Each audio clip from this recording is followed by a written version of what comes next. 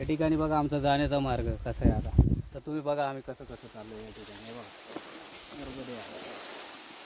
गव्हाची शेती बघा, गव्हाची शेती बघा या ठिकाणी. हे बघा या गव्हाची शेतीतून बघा किती कठीण आहे. आणि आज नवीन वर्ष आहे, 1 तारीख आहे. या गव्हाच्या शेतामधून आहे आणि मैयाने आम्हाला दर्शन दिले. हे एवढे आम्हाला मोराचे पीस दिलेत एका ठिकाणावरून. हे पहा, तुम्हाला नवीन वर्षाच्या हार्दिक शुभेच्छा. तुमचं सर्व वर्ष सुख समृद्धी आणि भरभराटीचं जावं ही नर्मदा मैया चरणी प्रार्थना. तुम्हाला दाखवतो असा मार्ग, अशा मार्गे चालायला लागतं. परिक्रमा ज्यावेळेस आम्ही किनारे मार्गे करतो ना त्यावेळेस अशा मार्गे चालायला लागतो. एवढा कठीण आणि असा मार्ग आहे त्याची काहीच दिसत नाही. अशा मार्गे चालायला लागतो या ठिकाणी.